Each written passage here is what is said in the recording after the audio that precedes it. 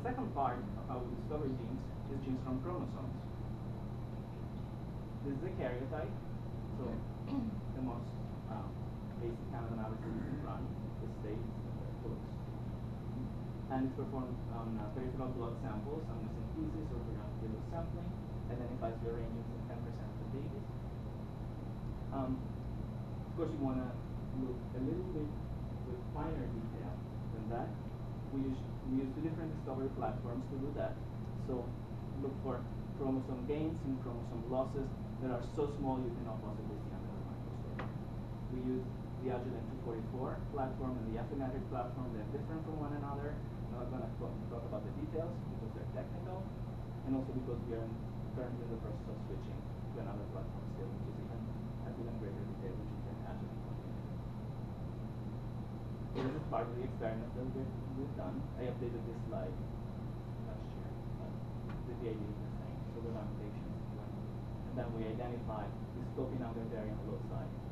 We see which ones are the rare, the unreported, we validate them. We end up having a lot of genes from those genes, each one has different. And we have to tie those genes together. We have to build a network for those genes so that we get the bigger picture of how they interact with one another, but most importantly, how they interact with known genes that we already know that are involved in CDH, so that we can hook up to the CDH network and know which one of them is really important. So we have to build a network of interactions. For instance, the Simpson family, they interact with one another, they form a network, right, of interactions. But we can take these networks of known CDH genes and extend it to the entire Springfield village, like this. So we end up having all the genes that are involved in CDH and try to match them with the ones that we found on CNVs. Of course, we do it in a mathematical way. This is the formula that we use, and it was developed by Casper Leij in Copenhagen, that works in our lab now, and it took him 4 years to come up with this one during his PhD. The third part is how we discover genes, starting from rare genetic syndromes. You know, there are more common forms of CDH, and there are rarer forms of CDH, maybe associated with different birth defects, like in the brain and the limbs and the heart. These rare genetic syndromes, even though they're not as common as some other forms, they're usually very, very informative, because those are the ones that are usually caused by one single gene. So they allow us to point to a very specific cause, and then from that cause we can extend and see the implications for the general, for the larger CDH population. And our hypothesis here is that these rare Mendelian disorders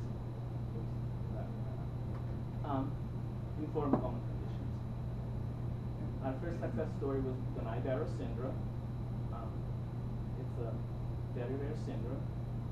We started off with a large consanguineous family from the United Arab Emirates that was shared with us. We got in touch with them through our collaborator there, which is Lihad al-Ghazali. And since they are consanguineous, there are pieces of chromosomes that the parents share, the same ones, that the parent shares because they are related to one another. So we can do a linkage study, a particular flavor of linkage study, which is called homozygosity mapping, and look for the pieces of chromosomes that, for those pieces of chromosomes that carry the mutation, and see which ones if they match, so if they're the same. And go up there and point. Yeah. You want me to do it? I'll do it. So, for instance, we suspect that the mutation is in this big part, right? If they are consanguineous, they share the same piece of chromosome. If those two pieces of chromosome come together in the offspring, then it's where the disease is manifested. So Casper and Arthur will be affected, while Josephine will be the carrier. Right? You want me to just go down? Yeah. Okay.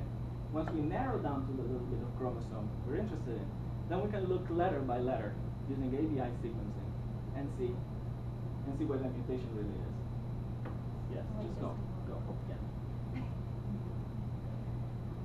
And so, for instance, you see here, where in a healthy control there should be a G there is an A in our family. So that's the mutation.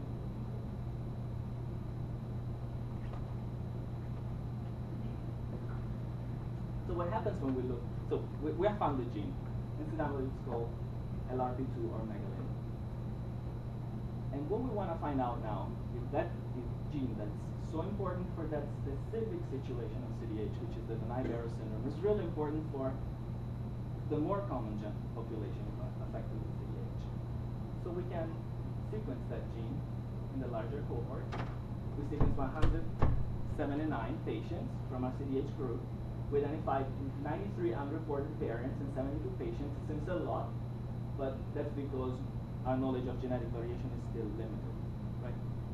So not all of those 93 unreported variants will be actual mutations or variants that increase susceptibility to CDH, only a subset of those.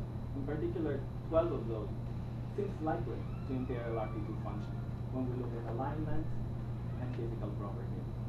And of those 12, we're doing functional testing underway. We're seeing that at least one or two of those seems to be susceptibility.